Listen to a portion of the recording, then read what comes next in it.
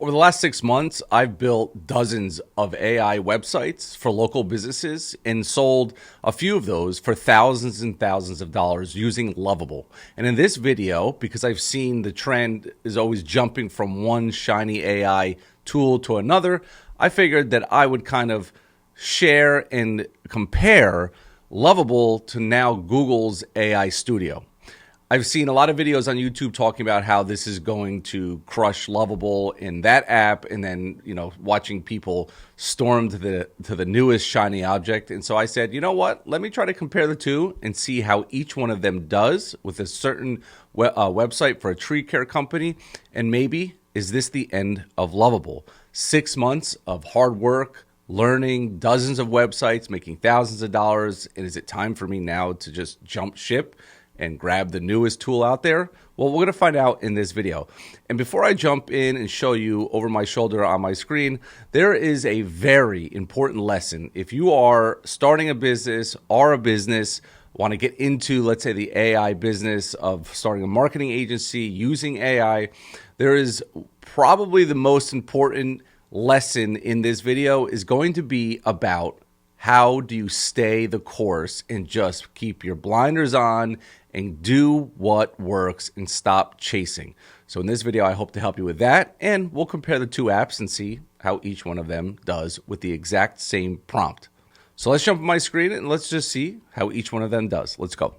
Okay, so what you see on my screen here is I'm in Lovable right now. Now, I want you to keep in mind while I go through this is that I am one of the least technical people you're going to ever meet who does YouTube videos, okay? I am not a technical person, and I find the least path of resistance when it comes to technology. So unfortunately, anytime I kind of hit a snag when it comes to, let's say, building a website, getting it on a domain, making it live, connecting forms to make sure that leads are going to, let's say, GoHighLevel, the CRM that I use to run my agency, I need the least path of resistance because I get frustrated very fast. I think maybe it's my old age nowadays, but I could drop a project if I get stuck technologically. But I have the understanding that is who I am as a person, or personality-wise, and I also understand that I've kind of earned that stripe doing this for so long. But I think when people are first starting out, you can't let every little technical snag stop you from achieving what you really want in life. Okay, so here is the prompt that I gave Lovable to build a tree care company website. Okay, this prompt is actually dynamic, meaning that anybody who uses this special web app that we have created to help build full-blown websites right out of the box, anybody who's in my school community at the premium level can use that. I showed it on, I think, my last video that I did. But this is a dynamic prompt, okay? So this builds automatically from that web app. So it is very detailed, and it doesn't really leave any stone unturned. So what I wanted to do was I was going to go over to Google AI Studio, okay? This is, what everybody's kind of talking about now on YouTube. And I threw the exact same prompt that I did in Lovable into Google's AI Studio. All right. And it did a great job. So let me hit allow and I'll show you the difference. Okay. I don't think there's really design wise, I think they both look great. So I'm going to say that design wise, they both, did a great job. All right. Again, where we are nowadays with, although here we go. If I go into, this is the first time I'm looking at this website from Gemini. So if I go over here, tree service, don't really know what that image is about. So right there, I'm not happy with that. Arborist service, showing dead trees probably is not the best way to sell this type of service. Or a whole field of them. I'd like to see maybe like a before and after. Crane assistant removals, a window with rain on it. Don't know about that. Stump grinding, a woman standing out in the winter. Okay. Emergency rapid response. Don't know what that is. So right now, right out of the gate, Gemini is struggling with matching images to services. So let's go over to Lovable really quick. Let's click services.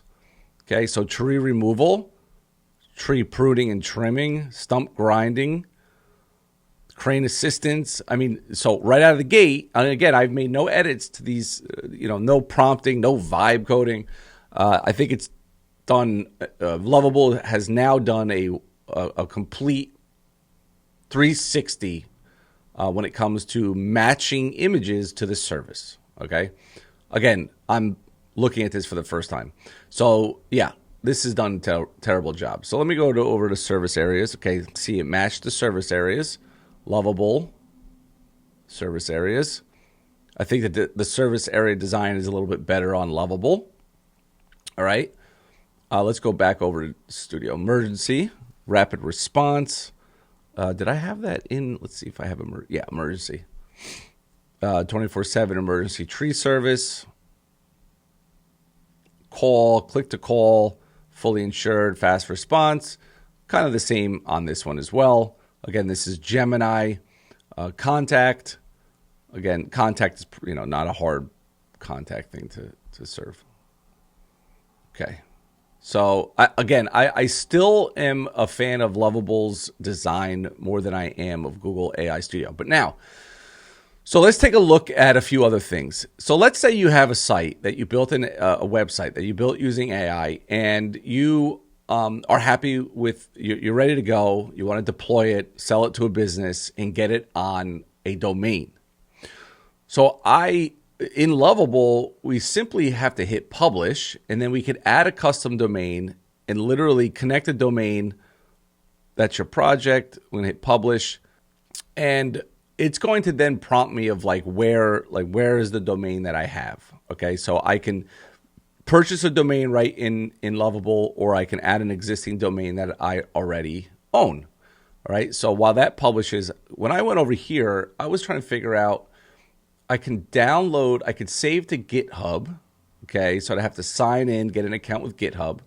I could share the app. I started to get a little confused. I'm like, all right, well, how the heck do I get this thing on I just want to get it on a domain, right? We'll make this puppy live. And so I did a quick dumb search. Google Gemini Studio, how to add domain. And it says, adding a domain isn't direct. You first need to export your AI Studio app, often as code, and deploy it to a platform like Versal, Cloud Run, or other hosting. Then use that platform settings to map your custom domain by configuring DNS records. That's okay, in your domains register. So you have to actually export, and maybe this is not true, but I did a few searches, and this is what I'm finding. You have to export all the code out. So the minute I hear code, I don't already want to deal with it. Often as code for a web app, and deploy it. So I got something with Versal, Cloud Run, or other hostings. Then I have to change the DNS records. With Lovable, I literally can just, if I trees on, let's say I own this domain and I hit connect domain. All right. It's going to prompt me. It's going to now look where the DNS provider is. I don't own that domain. So look, it already knows that it is in Namebright. Okay, this is going to be the tree care guy that's going to be a new client of mine. He's owned this domain for a long time. Namebright is the name. It's not GoDaddy. It's not Namecheap. It's called Namebright. And then if I knew the username and password, I can go in there, change the simple, or it'll do it automatically. And now my project is live. Do you remember what I talked about the path of least resistance? We want to be able to build and deploy as fast as possible once we're happy with the project, which leads me to why people fail in business.